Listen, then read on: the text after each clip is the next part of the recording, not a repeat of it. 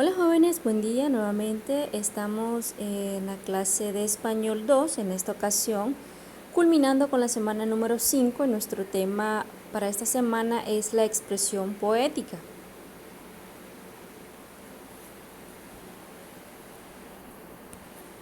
Tenemos nuestras expectativas de logro, que es emitir mensajes orales atendiendo diferentes intenciones comunicativas a su estructura y a sus relaciones. También el otro objetivo es desarrollar estrategias de comprensión lectora de diferentes tipos de texto no literarios para obtener información precisa y actuar conforme a la situación. Los contenidos de esta semana son los procedimientos retóricos, que son las figuras de pensamiento, figuras de lenguaje o dicción y tropos. Ahí vamos a desglosar con los subtemas, y el tema número 2 son los aspectos del proceso integral de la comprensión lectora, donde también vamos a desglosar a los subtemas. Y tenemos nuestro primer saber previo. Tenemos lo que es unas preguntitas, son dos, y pues las vamos a contestar en este video. Si usted puede también investigar por su parte, está bien, ¿verdad? Explique brevemente qué es la poesía. Bueno, es un género literario considerado como una manifestación de la belleza o del sentimiento por medio de la palabra. Es una modalidad textual, esto es como un tipo de texto. Es muy interesante mencionarles que hay testimonios del lenguaje escrito en forma de poesía en jeroglíficos egipcios de 25 siglos años antes de Cristo, o sea que esto no es nuevo, sino que viene de la antigüedad, ¿verdad? Para que podamos comprender y también saber que es un tema pues muy antiguo. Avanzamos a la siguiente pregunta de este saber, y es: ¿cuáles son las fases de la comprensión lectora? Este es un tema que ya vimos en semanas anteriores, y pues las fases de la comprensión lectora, recuerden siempre que es antes, durante y después de la lectura. Esas son las fases de la comprensión lectora. Tenemos nuestro primer texto para poder leer en casita, que se llama Meditación en un cementerio, escrito por Froilán Turcios, y vamos a contestar la autoevaluación que aparece después de la lectura. Así que avanzamos con el tema de los procedimientos retóricos. Los procedimientos retóricos son recursos expresivos que se utilizan en el lenguaje literario en todos los géneros, pero sobre todo en la poesía. Este sirve para expresar sentimientos y emociones. Existen tres clases de figuras retóricas, y son las de pensamiento, las de lenguaje o dicción y los tropos. Recuerde que la poesía no solo se lee, sino que también se puede apreciar, por ejemplo, en la mirada perdida de un anciano, en la felicidad de un niño al descubrir algo nuevo, en el amor que muestra un perro al ver a su amo, etc. La poesía produce en el ser humano diversas sensaciones. Esto nos permite sensibilizarnos.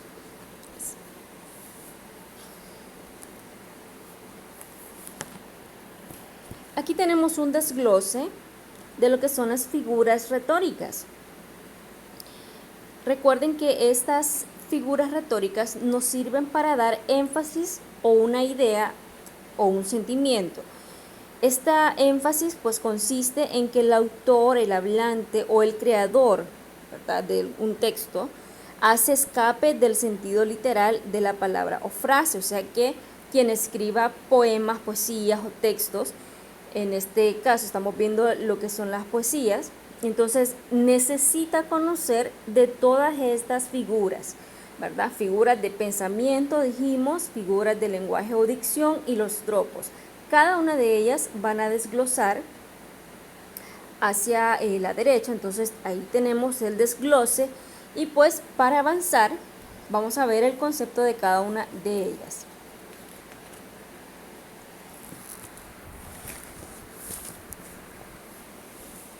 Ya tenemos lo que son las figuras de pensamiento. Estas dependen de la idea y se mantienen aunque se altere el orden de las palabras. Las figuras del pensamiento se clasifican en tres grupos, dependiendo del efecto que producen, que son figuras patéticas, figuras lógicas y figuras oblicuas.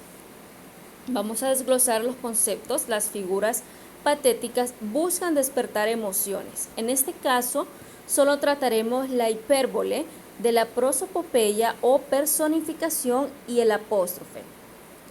El hipérbole consiste en exagerar las cosas, aumentando o disminuyendo la verdad de lo que se dice. En el ejemplo, los pájaros son símbolos del peligro, un niño solo expuesto a los peligros. Vamos a estar viendo que nos aparecen algunos fragmentos. Estos fragmentos son pedazos o son parte de un texto completo, ¿verdad?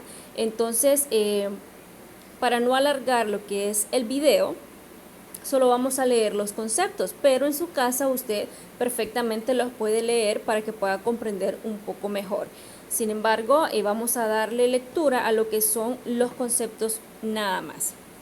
Bien, es que continuamos con la prosopopeya o personificación. Esta consiste en atribuir características humanas a animales, objetos o ideas abstractas. En el ejemplo, se le atribuyen características humanas a la patria. Y tenemos ahí el fragmento mi patria, ¿verdad? Entonces usted va a poder observar que se le están atribuyendo estas características humanas a la patria. El apóstrofe consiste en detener el discurso para invocar a alguien o algo. En el ejemplo, se dirige apasionadamente a la patria. Entonces tenemos un pequeño fragmento, del himno nacional de Honduras, y usted va a observar cuando lea este fragmento que está exclamando algo, ¿verdad? Está invocando o está queriendo enaltecer algo. Seguimos desglosando los conceptos. Ahora vamos a ver lo que son las figuras lógicas. Estas buscan poner en relieve una idea. Entonces tratamos el símil, la antítesis, la sinestesia y la paradoja. El símil consiste en comparar un término real con otro imaginario que se le asemeje valiéndose de los adverbios como y cual. En el ejemplo, el símil se encuentra subrayado. Tenemos un pequeño fragmento de lo que es creciendo con la hierba. Ahí van a poder leerlo y observarlo.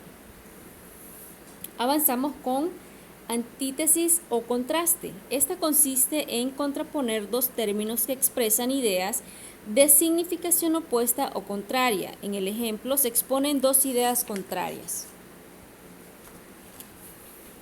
Ahí está el pequeño fragmento que es el aire que nos queda. Entonces, avanzamos con la paradoja. Esta es la unión de dos ideas que en un principio parecen imposible de concordar. Su función es invitar a la reflexión. Por ejemplo, solo sé que no sé nada. Y tenemos otro fragmento para poder leerlo y analizarlo en casita como una elegía. Ahí lo tenemos para que puedan entenderlo un poco mejor. Avanzamos con sinestesia. Consiste en mezclar sensaciones de órganos distintos, audición, visión, gusto, olfato, tacto, o mezclar las sensaciones con sentimiento, que pueden ser tristeza, alegría, etc. En el ejemplo se observa una mezcla de audición con visión. Y tenemos el fragmento, aunque no estoy conforme. Recuerde que esos fragmentos son partes de algún texto completo, entonces solo hay una pequeña parte con los ejemplos que estamos viendo en cada concepto. Avanzamos con las figuras oblicuas o intencionales. Estas consisten en expresar los pensamientos de un modo indirecto de acuerdo con la intención del autor. Entre ellas está la perifrasis o circunlocución.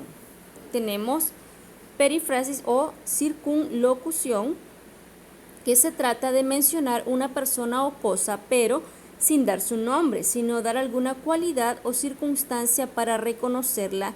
En el ejemplo, después de decir a dónde vaya, se escribe aquí, allá, siendo redundante e innecesario.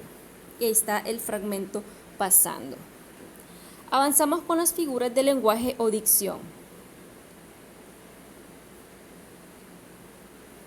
Estas figuras afectan a la forma de las palabras. Se pueden producir de 4 formas: añadiendo palabras, suprimiendo palabras, repitiendo palabras y combinando con palabras. Tenemos añadiendo palabras. Epíteto. Consiste en el uso de adjetivos innecesarios que no añaden ninguna información suplementaria. Y tenemos el fragmento mi destino es sufrir. Ahí lo tenemos.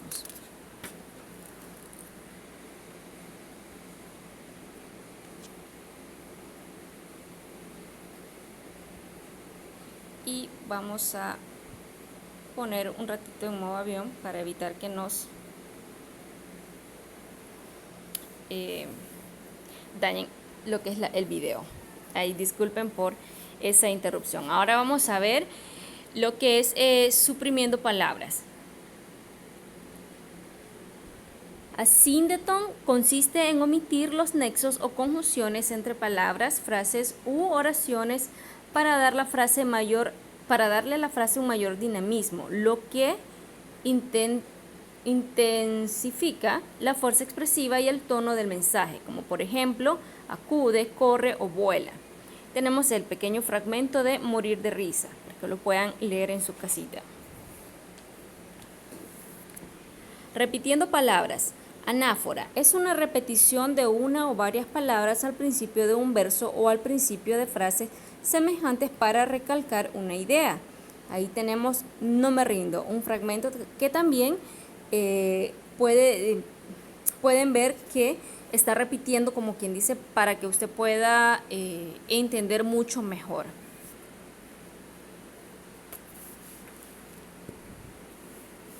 Combinación de palabras. La onomatopeya es la intención de ruidos o sonidos reales por medio del ritmo de las palabras. En el ejemplo, la S imita el sonido de las olas del mar, ¿verdad? Tenemos un fragmento de pesca de sirenas. Los tropos. Es la sustitución de una expresión por otra cuyo sentido es figurado. Emplea palabras en sentido distinto al que corresponde, pero tiene con esta alguna semejanza. Metonimia. Consiste en designar una cosa con el nombre de otra por una relación entre ambas. En el ejemplo, tomar la bata por el contenido sustituye al cuerpo. Tenemos el fragmento, me conoce tu bata, me conoce.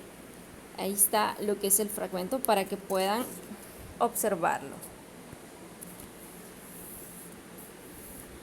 Sinécdoque es una especie de metonimia que consiste en designar un objeto con el nombre de otro debido a que hay una relación de coexistencia.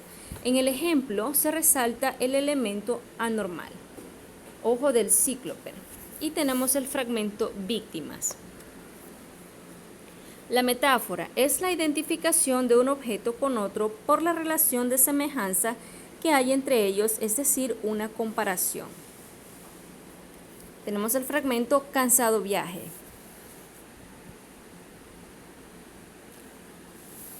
Alegoría es una metáfora continuada a lo largo de una composición literaria o parte de ella. Este es un buen ejemplo de alegoría porque forma una serie de metáforas. Y tenemos el fragmento Honduras.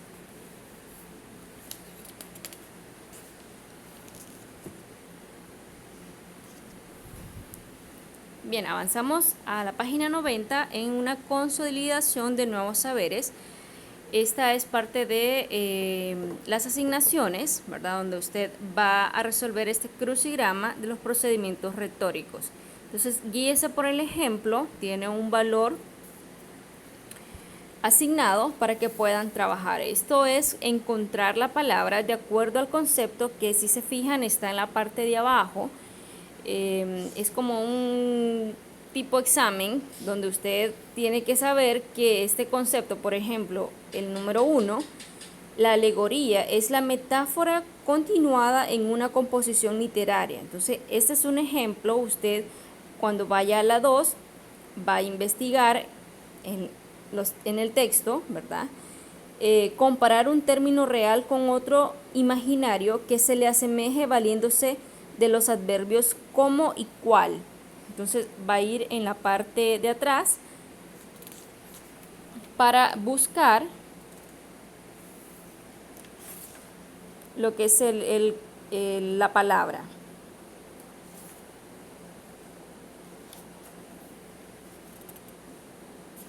Vamos a ver si la encontramos.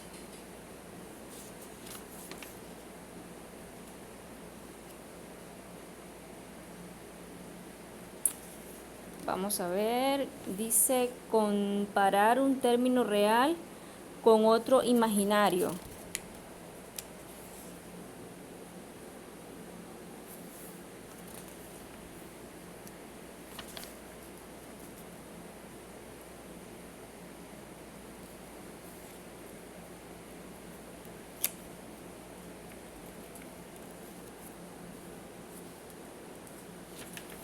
Vamos a ver en qué página está. Aquí la encontré. La palabra número 2 sería símil. Entonces usted la va a colocar y en el número 2 usted va a colocar ahí símil, ¿verdad? Que sería S-I-M-I-L. Entonces esa es la palabra número 2. Bien, entonces esta es de forma horizontal y también tiene que encontrar en la 2 la forma vertical. Entonces esa es parte de la tarea que tiene asignado una puntuación. Avanzamos. Si tienen dudas sobre este crucigrama, pues lo vamos a hacer saber, ¿verdad? Con todo gusto vamos a poder ayudarles. Avanzamos a lo que es la página 91 y este es otro de los trabajos que va a tener que realizar en esta semana, que también va a ganar puntos. En este ejercicio usted escribirá un poema y va a completar los espacios describiéndolo con su perfil. Entonces más adelante les explico parte de la tarea que lleva puntos. Entonces vamos a realizarlo, ¿verdad? Tiene que leerlo detenidamente y pensar. Luego usted va sobre la línea a escribir lo que corresponde. Bien, avanzamos al tema 2, que es el ambiente físico y psicológico de la lectura. Recuerde que en la semana 3 vimos la entonación en la lectura. En la semana 4 estudiamos la aplicación correcta de las fases de la comprensión lectora. En esta semana aprenderemos qué es el ambiente físico y psicológico de la lectura y aplicaremos los conocimientos adquiridos en las semanas anteriores. Entonces la lectura se desglosa de la siguiente manera. Necesita un ambiente físico. Este es un lugar donde suceden los acontecimientos y pueden ser abiertos o cerrados. Y también la lectura va a necesitar un ambiente psicológico, que necesita la atmósfera espiritual que envuelve a los personajes y a la acción. Por ejemplo, la tristeza y la alegría. El ambiente es el espacio en el que se desarrolla el texto. En él los personajes desarrollan la acción. Existe el ambiente físico y el ambiente psicológico. Hay que recordarlo y tenerlo presente. Y veamos que el ambiente físico de la lectura es el lugar donde los personajes existen, viven o se mueven. El autor hace saber al lector en dónde se desarrollan los acontecimientos. Se hace alusión a lo físico que les rodea. Una casona, un patio, un hospital, una escuela, la calle, etc. El espacio físico se divide en local y temporal. El ambiente físico local es el lugar donde están situados los personajes y se desarrollan los acontecimientos. Pueden ser un lugar determinado, indeterminado o un lugar determinado pero ficticio. El ambiente físico temporal es la época histórica en la que transcurren los hechos.